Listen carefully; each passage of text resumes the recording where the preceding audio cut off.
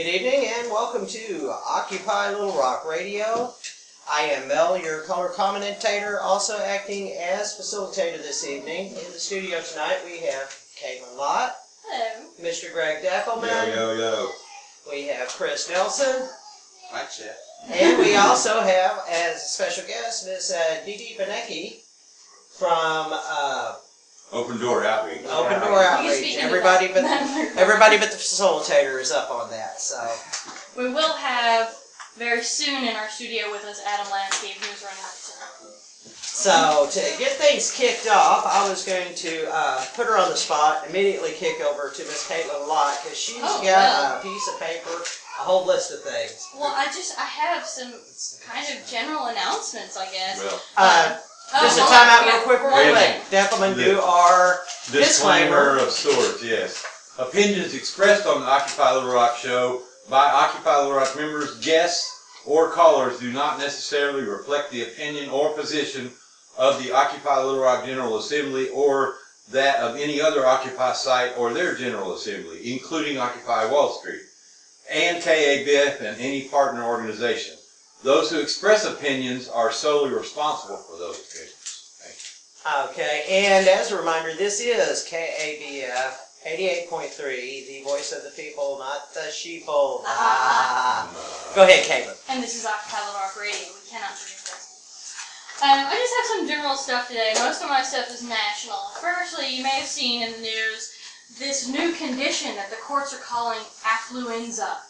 I'm just loving this one. Achoo! Yeah. So if you haven't heard this one yet, is that viral or? I don't know. It's probably both viral and bacterial. If you haven't heard about this yet, you should probably look it up. It's actually rather disturbing. A 16-year-old named Ethan Couch killed 4 people while driving drunk. The psychologist that they put on the stand argued that he had a condition known as affluenza, and said that he didn't know what he was doing because his parents were rich and sheltered him and taught him that money could get him out of anything. In fact, he started driving at 13 and got several tickets, and his parents bought him out of it. And several of those kinds of similar activities. He's so rich he doesn't need to buy beer. They steal the beer. In fact, I understand they stole the beer. Yeah, for this. Yeah, and he didn't get charged with that either. But basically, his parents have always bought him out of trouble, and so now psychologists argue that he was not responsible for these 4 deaths in his drunk driving incident. And normally in this state, which I did not write down for some reason, but anyway, in this state, usually it comes with a penalty from 2 to 20 years in jail and up to a $10,000 fine. And he was given 1 to 2 years in an alcohol treatment facility and 10 years probation. The cost of that alcohol treatment facility is supposed to go to his father, which will cost somewhere in the neighborhood of $450,000. So, yeah, so no jail time for this kid who killed 4 people, including a child, by the way. And, I do, in some ways, see what they're saying. Maybe he didn't know what he was doing, but you really think he's accustomed to not having any consequences. Exactly. And or the consequences that normal people would have, and once again, he is. Well, as far as I'm concerned, the rich kid syndrome has been around on this side. Yeah, it has, but now it has a new name. Yeah, now exactly. It's been given a name by psychologists, and he has to receive treatment for it. So that should be interesting. I plan on keeping that. Affluenza. Affluenza. I'm sorry, excuse me. Affluenza, my Yeah. Okay, after that, we've got... Are you trying to tell us that there is a different court system, a different way that a person is treated depending upon how much moolah the family Apparently, has? yeah. I guess after this we're probably going to see... jail extends to DWI. After this we're probably going to see poor kid syndrome where they get a lot more punishment for what they're doing because they knew what they were doing more because they were thrown into life earlier. I mean, I can see it, can't you? I really see that. I actually know what the first example of money buying court systems is in this country. Anybody care to guess when that was? No. When did we set up court systems in this country? When they had the rich ranchers who would have the judge and the sheriff in their pocket. So this is nothing new. Well, I don't think And that this was the first is time it ever beyond- happened in yeah. the No, that US was either. satirical. This is beyond having the court, like, this isn't, they didn't buy a judge. They actually sufficiently argued a psychological condition brought on by richness. Deckelman Sounds makes like a buying good a point. judge Like to we me. don't Yeah. know that they didn't buy the Well, that's judge, true. but what we do know is that they were able to buy a very good lawyer and all kinds of expert witnesses. And in a courtroom, what happens a lot of times is What? the lawyers have relationship with judges, and when they go before those judges, they have They know their which preferences. angles to take. That's Yeah. correct. So it's a different way of buying the judge. It's the same thing. And Okay. I think it's fair to say that 99% of America is outraged by this Yeah. because I'm thinking of the families of these people that got killed and they're going, Yeah. give Well, me yeah. a One of the break. interviews I saw Really? was one of the men who was the family. He lost his wife and daughter in this Yes. accident. And he's just outraged. I mean, you talk about buying off judges. What they did is they bought a new medical condition.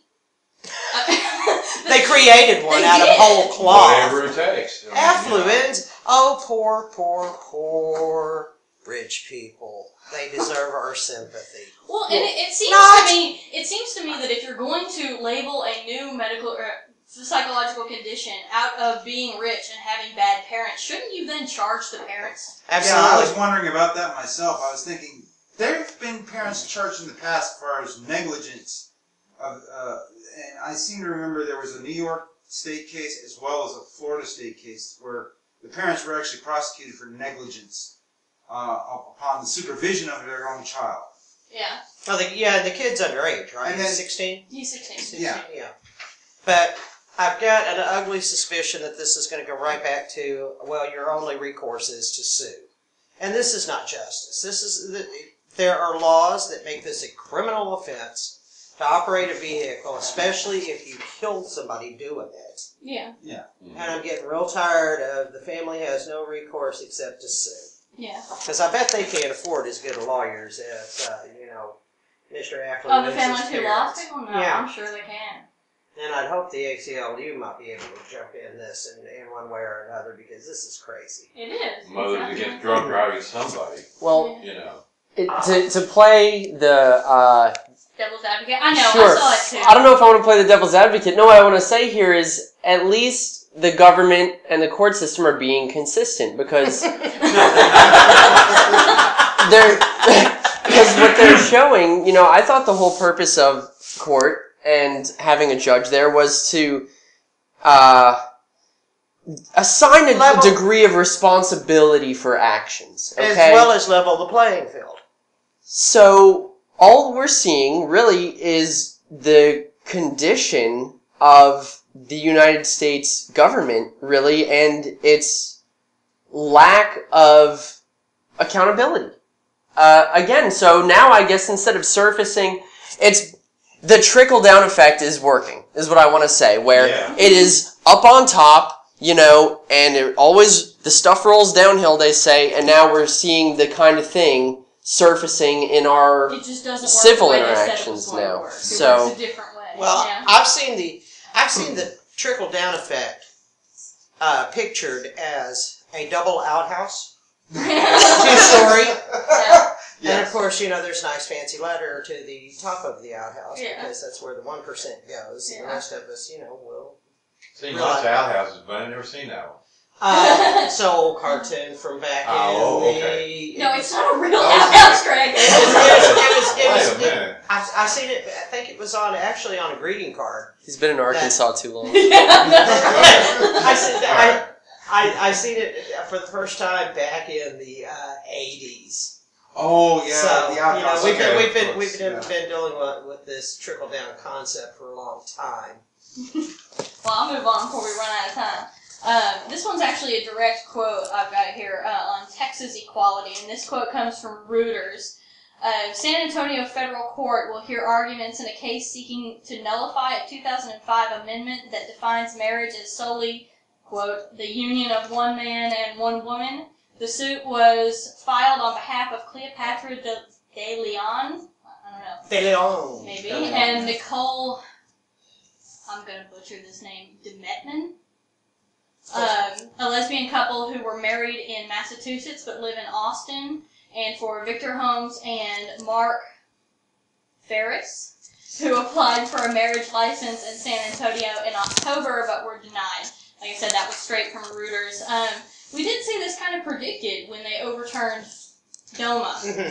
We knew that the best way to fight it would be people who got married in other states but then moved to states where it wasn't legal. So I'm glad to see it's moving forward the way we kind of expected it to. Well, the case here in Little Rock just was wrapped up with Chris Piazza. Was it? I haven't heard about this. Yeah, they it was just in the paper today. Yeah. And so it. Has a judgment been given? His quote was, "I'm up a creek." That's the judge's quote. I know which creek, and I think he forgot his paddle. He's asking for a paddle. That was his way of saying, "I need a paddle here." Yeah. And he's begging the lawyers to show him where to go on this, because you could tell that this judge is exceptionally torn. And all this was a hearing to see if this lawsuit can even go forward or not. Oh, okay. And so forth. And it was a 3 or 3.5 hour hearing, 4 hours, something like that long.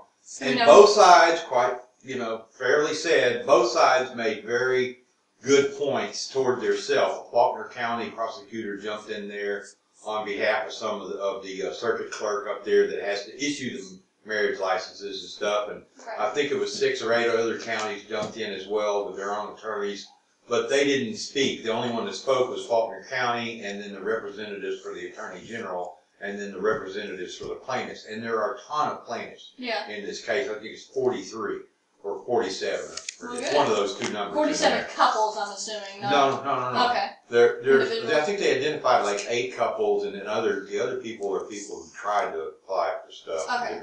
Well, one of them's recognizing what part of their argument is, says, look, when it comes tax time, I got to lie on my taxes and say I'm not married. Well, I got married in Massachusetts or wherever it was. You got to lie. You got to lie on your state taxes. Lie on your state taxes. Yeah. That's a pretty big argument. Yeah, especially because you can be prosecuted for lying on it. That's correct. So, what are the arguments on the keep it as it is side? Because it's a constitutional amendment that was put forth by the people with a big majority of the votes, and it's enshrined in the state constitution, and they're saying it does not violate the United States Constitution. That's wrong.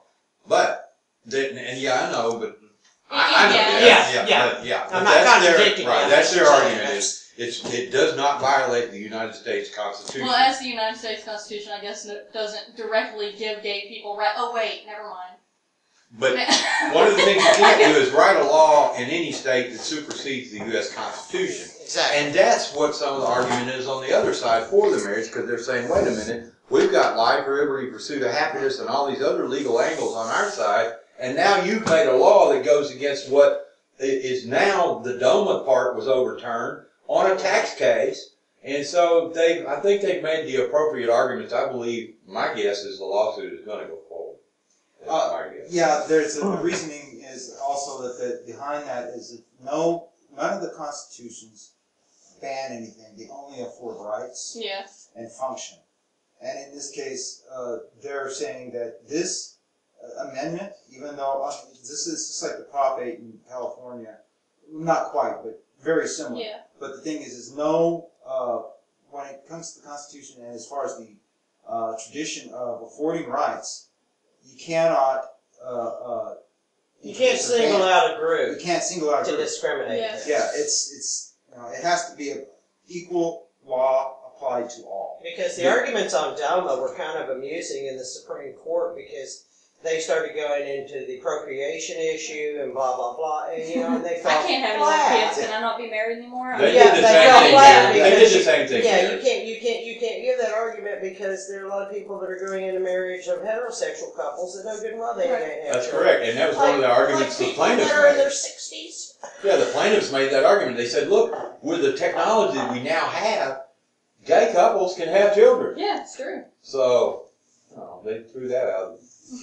Quick historic perspective also regarding the Constitution and equality. It says something like all men are created equal and endowed with certain inalienable rights, except gay people and black people and women who have and Indians who have all had to fight basically, for their share of Yeah, see, pursuit of happiness. The trick was when it said all men are created equal. See, that caused one of the problems, but there are gay men out there too, so I think this one's pretty clear. Yeah. Yeah. But my personal opinion is if the case, you gotta let the case go forward. I think that the argument there is that it's been made good enough.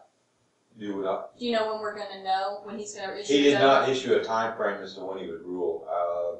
He has I bet it's going to be, easily a couple of weeks. 90 days that he has? No, in this case, this was a hearing that was just to see that the case goes forward. Okay. He can take as long as he wants to.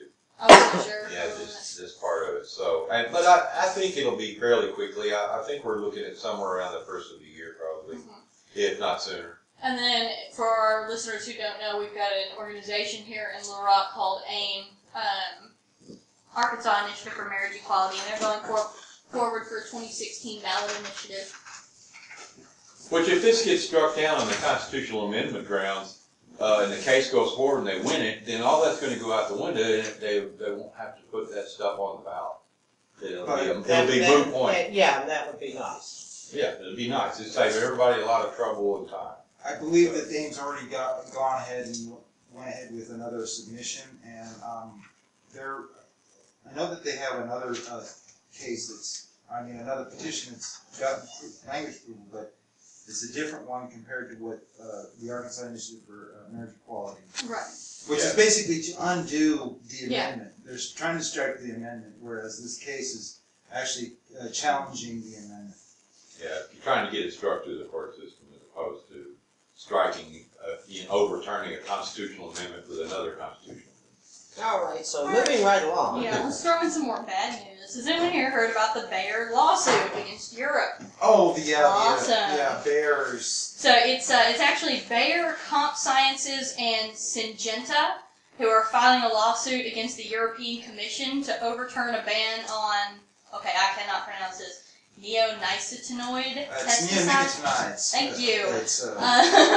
Which were linked to the catastrophic colony collapse of bees worldwide. Their argument is that the ban is excessive and unjustified. That's only our food supply. Yeah, it's integral to our food supply, but I was going to say, to add to that, the thing is Monsanto actually is the parent company or the holding company for Bayer and Syngenta. Yeah, they had the term would be parent company. Parent company. Holding and parent company because they actually hold the large debt against Bayer. Bayer used to be. Bayer back in the 90s was actually completely independent. Back by the time of the turn of the millennium, Bayer had gotten. Wait a minute, you mean a corporation put another corporation into debt just so they can buy it? Yes. Imagine that. How'd that happen? Well, and for those who may not know about the bee issue, we've had bees dying in large numbers worldwide, and you can say, why do we care? They sting people, they create honey, that's just about it. But that's really, really not true. Our agriculture depends on it. Every crop that we plant depends on bees to pollinate it. So we're talking widespread famine if we lose a lot of bees. So yeah, it's 80% of all of our food grown. This includes vegetables, fruits, grains, and certain grains. Yes, certain grains. All flowers. And yes, we do need those flowers because. We do, because otherwise the world is sad. We need the seeds. We actually do, yeah. So the world's real sad. The world would be real sad if you don't have something to eat. Yeah, it's true. Well, we're just going to hire drones to do it. We're just going to we're going to build nice little electronic drones to little bee-like drones to go and pollinate things. Wow. That's just what makes it's an improvement. That's sick. That's just sick. Sadly, in the bee world, the drones, except for every once in a while you need to get pregnant, they're useless. I mean, that's actually not my idea. I saw that online somewhere as technology that's being developed. So just keep your eyes open. Well, yeah, I know God bless America. That's why I say it's funnily sick. Well, thank God the government is busily working on the soya green. Right. Ooh. Mega quick tangent on that note. Look up Amazon.com drone delivery. Yeah, that is hysterical. if you want a story that's And you know what? They came out with an announcement today. They will deliver in Pakistan with drones. Oh yeah, you know what? I'm buying a shotgun with a red dot sight. That's what I'm doing. They are still Actually, I already bought a slingshot because they are it's still more fun. issuing hunting permits. Well, yeah. I might get- Colorado, they got some bounties on drones. And this isn't satire, by the way. They actually do have these Well, the people Hunting in license. hunting Colorado, licenses for drones. they said, you know, it was kind of tongue in cheek, but you know, really. Okay, I'll hop straight to some sad but good news. In Oakland this week, we actually did move forward. You probably remember from 2011, there was a lot of injury during Occupy protests and Occupy-related protests. But of course, there was a lot of violence from Black Bloc as well. So that was But these are all separate from the violence. In July of this year, Oakland agreed to pay out, it was $1.17 million to 12 different Occupy protesters, including Scott Campbell, who filmed an officer shooting him in the leg with a lead beanbag. A lead beanbag. Yeah. That's called And a then- shotgun shell. Right. And then Tuesday of this week, the city council agreed to pay $645,000 to a single Iraq war vet named Kayvon Oh gosh. Sabeki. Yeah, Yes, that's correct. For Yeah. ruptured spleen and other injuries. Specifically, he was denied medical care until released on bail when he was taken directly to Highland Hospital, where he was immediately taken to surgery for the ruptured spleen. He was held for, I believe, 12 hours. With Yeah, a this ruptured is the spleen. same. This happened the same night as Scott Olson. Right, it Yeah. did, and Scott Olson's case has not gone forward yet, but we have already seen nearly $2 million in lawsuits successfully come out of Oakland from those two protests. We'll probably see some more coming out of the UC Davis incident. Yeah. And Well, a few others. And Scott Olson has a much larger case because, if I understand correctly, he was uninsured at the time and had to undergo multiple surgeries and a lot of therapy to get back to functioning. And so we're looking at multi-million-dollar cases. About 3 weeks ago, I was contacted. I was downtown. I was headed toward the library, and I stopped on a park bench, and I was sitting down and resting for a minute. And I was a couple blocks from the library, and I saw a guy that had my Occupy t-shirt on. He goes, "Hey, where's the Occupy site?" And we got to talking, and I wound up talking to this guy for about 30 minutes, and I wrote down his name and his number. I told him about this program, and I told him we'd like to have him on. He's from Dallas, Texas, and he was involved in some shooting down there. And I don't want to go into all the details, but it's a big story, and I asked him to come on the program. He said he would. But he was in contact with his lawyers about it. He was literally forced to leave town over the deal because of things like harassments and stuff. I have since had a little bit of time to check out the guy's story. Everything I can find out about it so far is true. So I don't think this was some crazy person on the street. He had another witness that was with him at the time. So there were some really bad things that I didn't know that happened during Occupy Dallas. Oh, yeah. And stuff. Oh yeah, yeah. And so this guy, if you're out there listening, which you said you would be listening to the program, you need to get with us because we want to have you on the program. Well, this is once again like the kid with affluenza. Here we're going through all these lawsuits, which I think the settlements are wonderful and that they should go forward. But where are the criminal charges? Yeah, we're the Where person. where is Right. the people that And- perpetrate these kind of acts? Yeah. Where is their personal punishment? I mean, you know, if you're going to do something and your employer take the brunt of it, you're going to get fired. And this one wasn't even an argument with this Sabegi. I'm sorry if I'm pronouncing that wrong. But with his case, it was actually pretty clear cut. They had it on camera by several news media that were out there, and he was completely peaceful. Oh my God! Somebody from Black Bloc has Yes, slipped yeah, into the studio.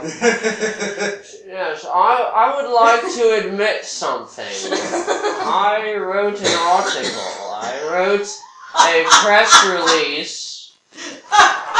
I wrote a press release back right about this time saying that Black Bloc violence is not a good thing, and I wrote that throwing a chair through a window does not increase democratic involvement. I lied.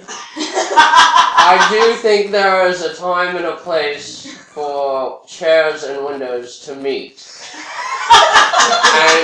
And I can admit this to you now. This was almost 2 years ago. I wrote that press release and I lied my teeth out for the sake of the group. My heart goes out to those black bloc folks. They're crazy, and my heart goes out to each and every one of them. Well, and to be clear, this guy was not black bloc.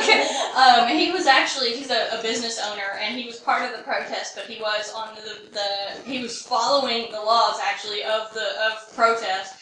And I'm still want to know how much a black bloc was provocateurs. Yeah, that's always been a question to me. But he was actually it was on camera, and he was standing and refused to move when they told him to move, and he said, I have the constitutional right to be here. This is how. And if I understand correctly, he actually even filed a permit. So he was following all the laws to be there, whether those laws were unconstitutional or not. And he refused to move, and so they jumped him. I think it was like 5 or 6 of them with nightsticks, bad enough to crack ribs and rupture spleens.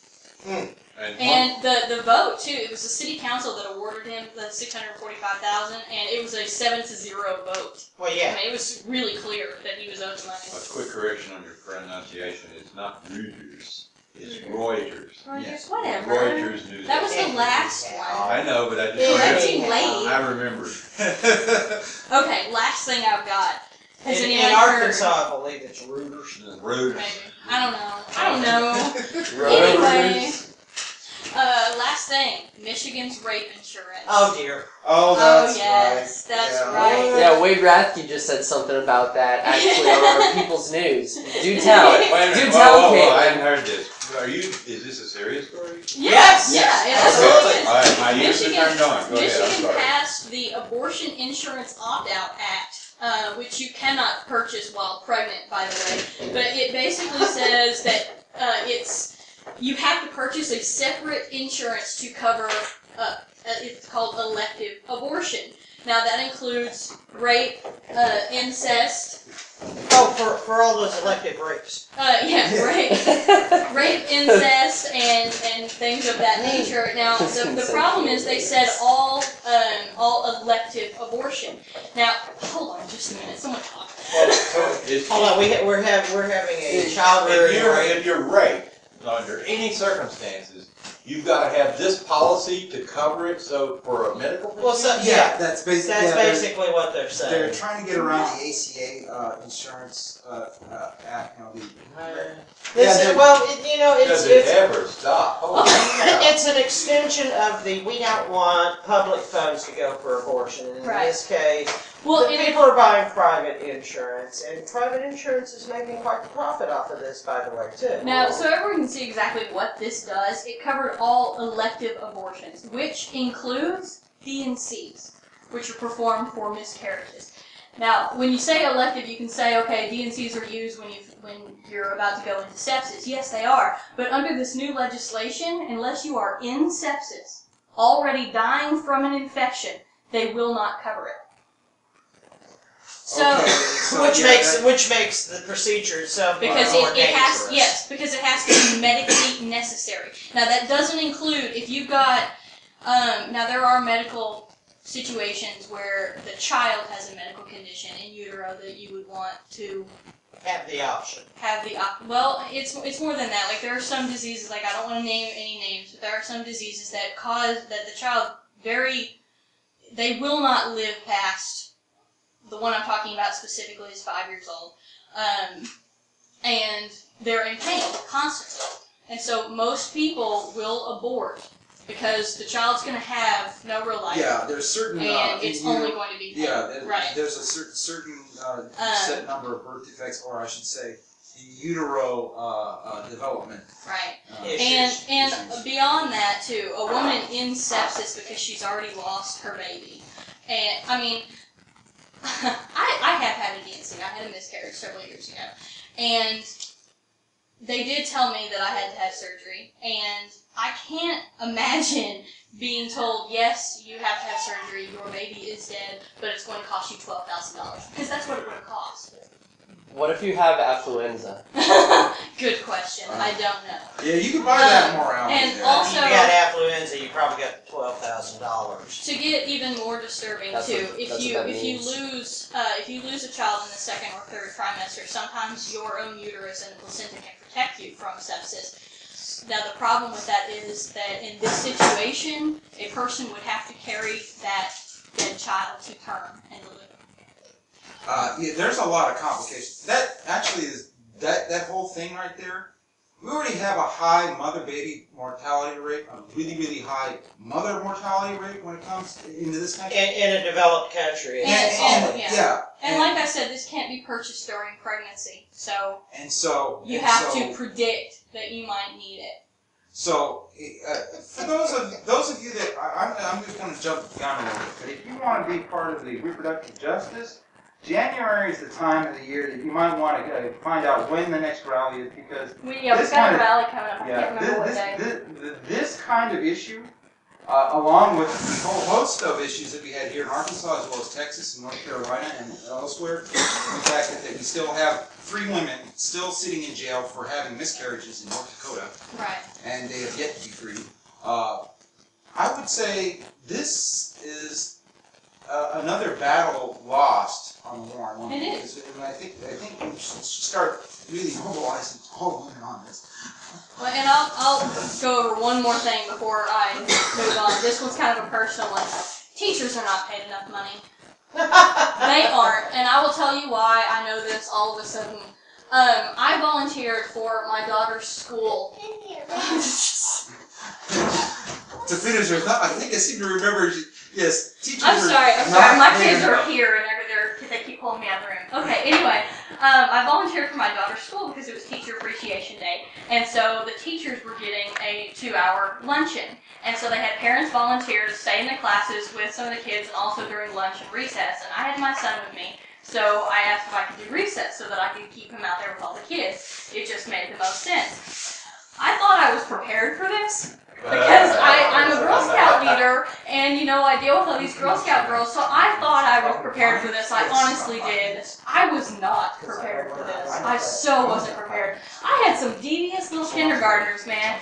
I had these two little kindergartners who were distracting me with a fake little fight while their friends snuck out the gate behind me and went into a ditch to pick up some ice balls to throw at each other.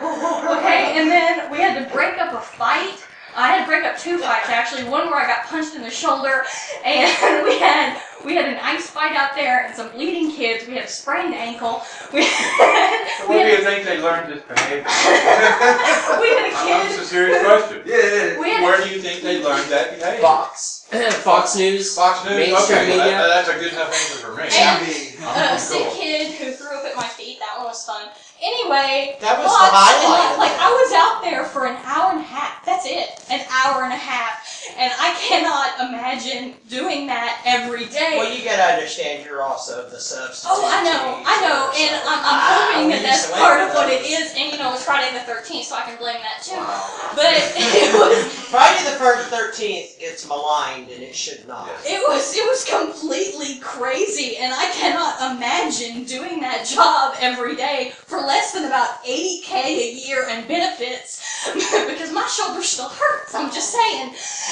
Well, that's what I think everybody that's against teacher pay raises and what have you wants to talk about how we need to cut back on education funding needs to have the same experience. I want them to go volunteer for this elementary school. I want them to have the same experience that you have, even if it's a class report of their own little cherubs. And I actually got really lucky too because I'm a Girl Scout leader. I had our Girl Scout troop is unique. A little bit of experience. Well, our Girl Scout troop is unique. I'm a Daisy Scout leader, but our troop has daisies, brownies, and juniors all in the same group, so it's K through 5. And we have 3 different leaders, but I deal with all of these girls every Girl Scout meeting. And so I had these girls who were actually helping me police the playground, and there were also other parents out there too. But so I had this like little Do they police have force of extensive? girls. Does your Girl Scout group have extensive experience with ice bludgeoning? No, they do not. But you know, the third, fourth, and fifth grade girls were a real help because they helped keep everyone calm in line while we were trying to round up all the people refusing to get in line. So actually, it was really helpful. So the point is, I had my own little police force of girls out there, and I still got beat up. And we need to pay our teachers more, and thank you so much, every teacher out there, for what you do every day, because I can hardly tolerate my own kids.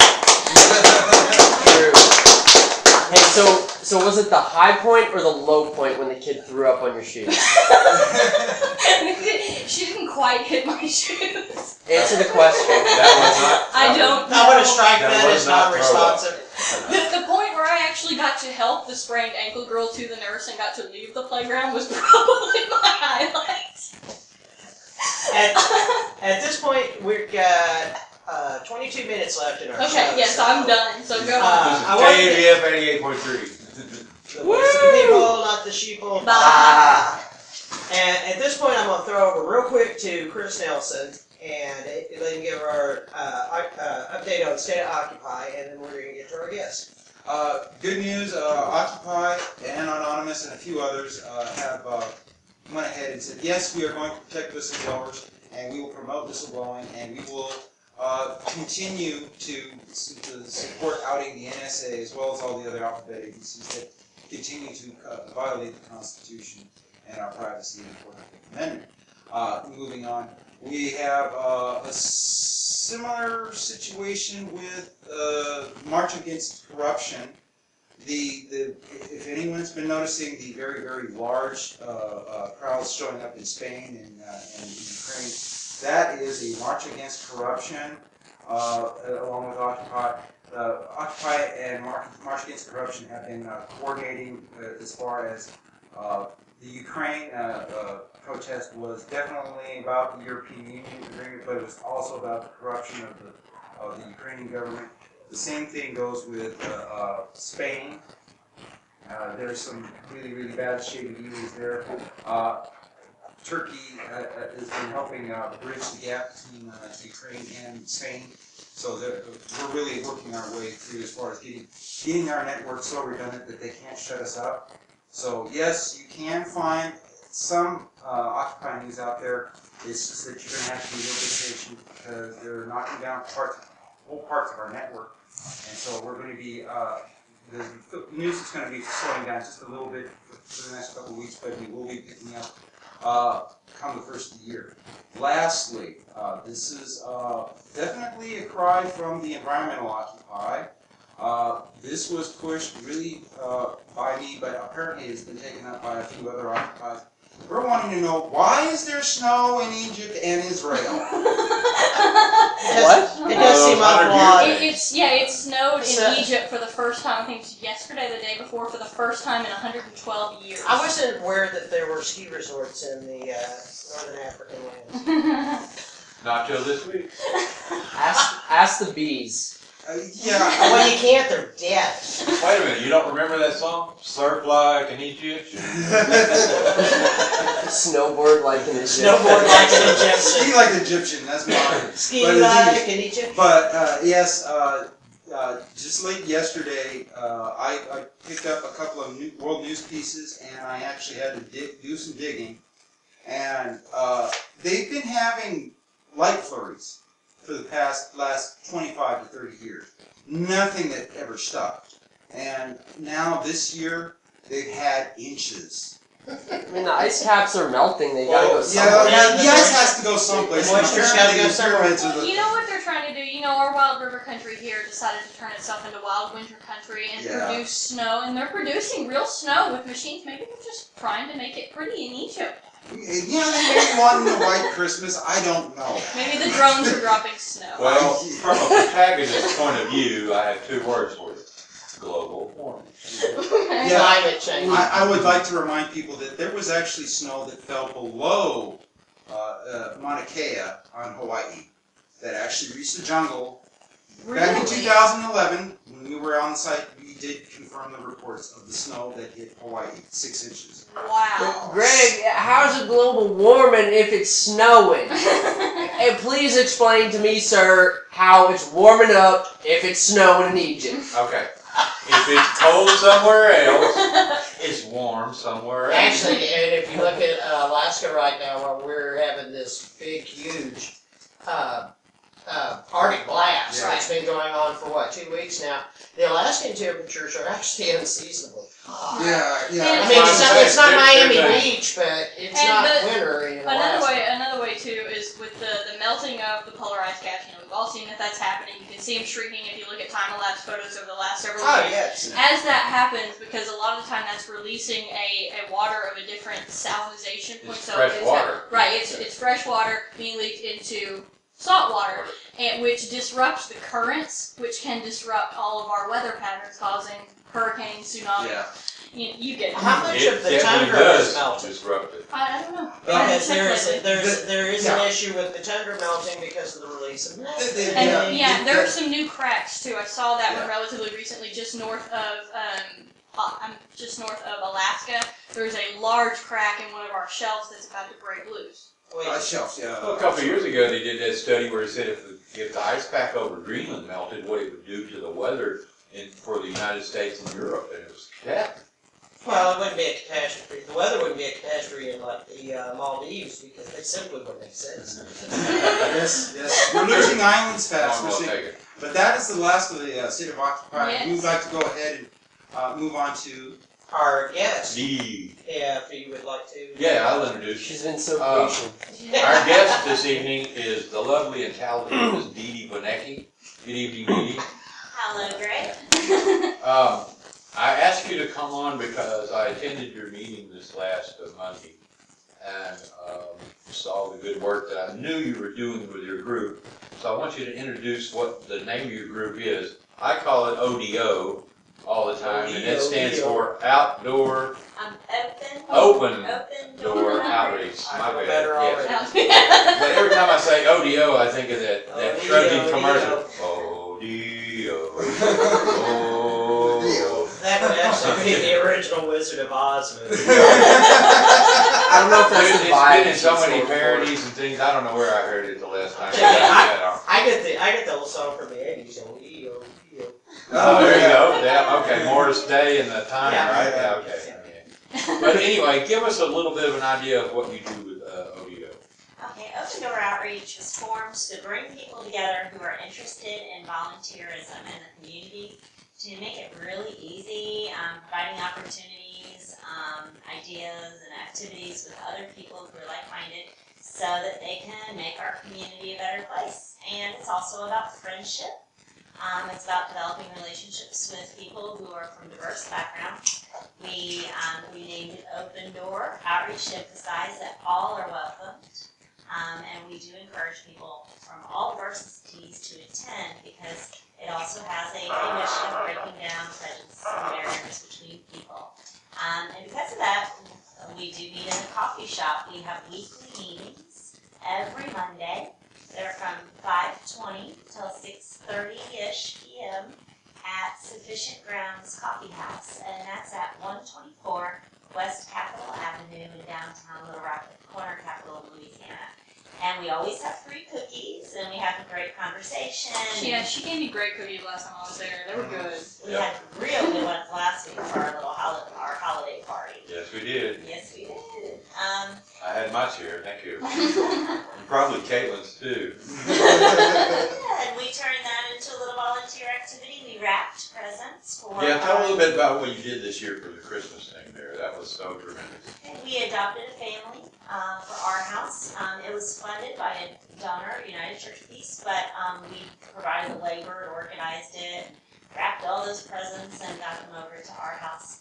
We'll be participating in wrapping party tomorrow. We call it a party because we make fun out of everything. It'll actually be at Canvas Community United Methodist at 2 o'clock, and that's wrapping gifts for the toys at the Christmas Caravan. And Canvas, that's the church on 7th Street? Yes, Canvas Okay. Community on the 7th. Right across from Goodwill there. Yes. Goodwill Industries on 7th Street. It's about 2 blocks down from Vino's. 2 blocks west of Vino's. Yes, it doesn't look like a church. It's sort of a shopping plaza. They do a lot of great work to help the homeless and Yes, in they our do. community.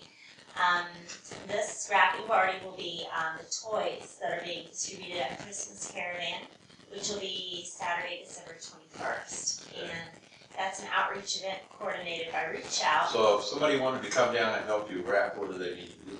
Just bring your body. Almost all of our volunteer activities are oriented just around your body. You know, bring your effort, your time, your spirit to do good. That's what you did last Monday that I thought was so great, was that you put all the presents out there for the child, and there were enough people there, and you just threw the tape and the scissors and the paper at everybody and said, wrap them. And it got done. Yeah. You know, a while we made hot chocolate and ate cookies. You know, so how can you beat that? And then we wrapped the presents for the mother as well. So you didn't just buy it for this family, the child, you bought for everybody in the family. Yeah, we had a really good time with that. That feels really good. And we've done a lot of things with our house. We've helped them with some of their fundraisers, like dinner on the grounds and tie one on, and let's see, at least one other. We have a lot of activities helping the homeless, organizations helping the homeless, domestic violence victims, animal rescue, the environmental, Keep Little Rock Beautiful. Can you name some of the other organizations in Little Rock that you have worked with on different topics? Sure. We worked, SOAR Network for Homeless Outreach is a favorite. Yeah, Dennis. Shout out to Dennis. We love the work that they do. Family Promise, helping working families. Salvation Army, we've done some volunteer work. We painted their kids' room. We served breakfast there. We help at community breakfast, serving the homeless. We help at Stew Pot, serving meals to the homeless. We have some volunteers who, the Little Rock Animal Shelter, the Humane Society. We helped with the food bank telethon this past Thursday. We helped with the Rice Depot and the Arkansas Food Bank warehouse. Boy, the need right now is just so tremendous out there with the food banks and stuff. But, you know, I definitely wanted to be sure we emphasize that for people to get out and volunteer, take some canned goods, non-perishable things, or for that matter, just a few dollars, because Yeah, I think the food bank can do so much with $1. I've noticed at the grocery store you have an opportunity a lot of time when you're in line just to pick up the little card that says $1 or $2 or Right. $5, whatever, and make a donation to Arkansas Food Bank. And I encourage everybody to do this because there is a definite, with the trim backs on the food stamps, they are getting pounded this stuff right now. It tripled And their it's business. not just this time of year, it's going to continue. It is going to continue throughout the year, so just a friendly suggestion to keep that in mind. Definitely. Has anybody else from the panel here got questions for Dee? I have a question, actually, yeah.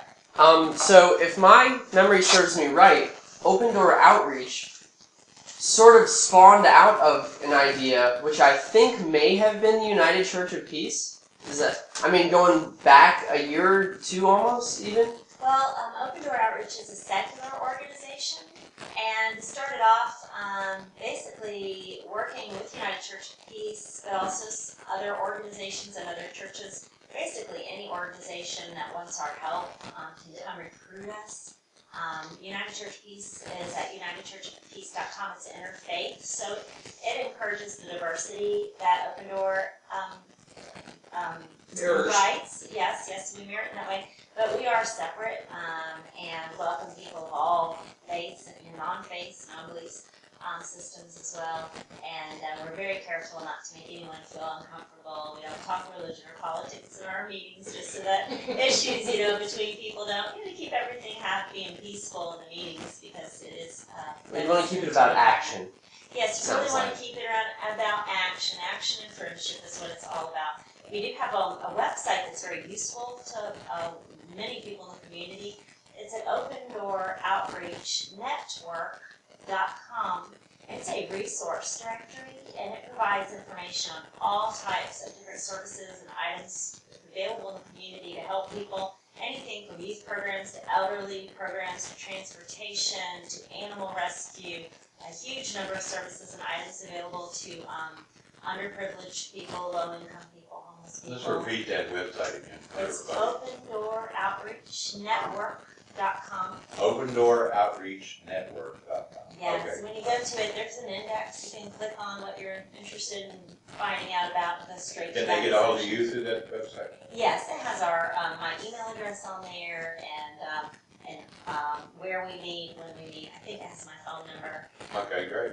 And we also have a Facebook page. You can find us Open Door Outreach, and we're on Meetup.com announcing our various volunteer Have you had a activities. good response from the meetup? Yes, Meetup.com is really fun online for organizing people who want to get together with people with common interests. So it's brought a lot of volunteers to our group, and we'd love to have more. We'd love to have as many as we can get. The more we get, the more we can accomplish in the community. That's wonderful. Anybody else got a question? Yeah, well, not really a question, a comment. Your group is also really, really great about networking. I've noticed that when I went to the meeting, it had a list of a bunch of different organizations and their meeting times, so that anyone interested could go join them. And we really appreciate that, actually, because I think our radio show and our GA are all on there. Yes, we have a separate handout for advocacy groups. We just kind of handle that separately because some of those organizations are, of course, political. Yeah, they're And very, very political. yes, so What? I remember like giant 50 people. Hey, watch what you call political. I remember those giant 50 people GAs where we were arguing for hours over political stuff. So yeah, I would call us political. we're happy to have you on that handout. And the handout is just, casually distributed that people can have that resource to know about advocacy organizations in the community if they want to get involved with them. And so it's just sharing information, and very happy to have Occupy's information on there. And see. We're happy to have you here. We sure appreciate you coming. Is there any final thought you got in the last couple of minutes here that we didn't get out? No, I do get the question, how do I get involved with Open Door Outreach? And I'd say the best way is to just come to our meetings, and there you can learn a lot. And my email address is heavenlyhere, HERE, @Yahoo. You can feel free to email me, and I can send you out information on volunteer opportunities if you can't make it to meetings. But it's Mondays, 5:20 till 6:30 p.m.-ish, except major holidays. We will not be meeting Monday, December 23rd. At Sufficient Grounds Coffee House, 124 West Capitol Avenue in downtown Little Rock. About December 30th, the following week. We will meet because it falls during the week. And Okay, so, I'll have the orders. Okay, cool. I have another question actually. So you said that Open Door Outreach is a secular organization. Correct. When do you think religion unites? When do you think it divides? And in our society, here in Little Rock, here in planet Earth, when do you think it's used for good and when do you think it's used for bad? Well, religion obviously has a lot of wonderful benefits to the world, but it can also be divisive occurrence in the world, and has been and many times in history, and still is. Still is, right? It's improving. People of different denominations and different faiths are starting to work together a lot more, and so that's a good trend that I'm seeing. But the main thing is that people need to accept each other, and religion needs to encourage acceptance and unity and oneness, and being very careful not to have us versus them. And it does seem, and that is Adam's pointing at me, he's so right, and that's the biggest problem that can occur with religion. It can develop an us versus them. It sounds like a political argument, us versus them. I mean, if you think It about sounds like a Pink Floyd song from Dark Side of the Moon.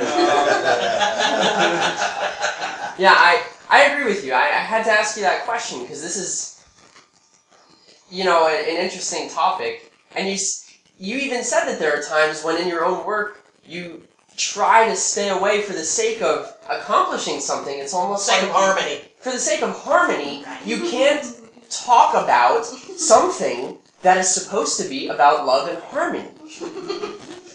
And that is just a human condition right now, I think. It just blows my mind. That's why I had to ask you. So thank you so much That's for a answering. very good. That's the question of the day. Very good, Adam. You get a chocolate, whatever we got. I don't know. Where is it? It's in the sack over here.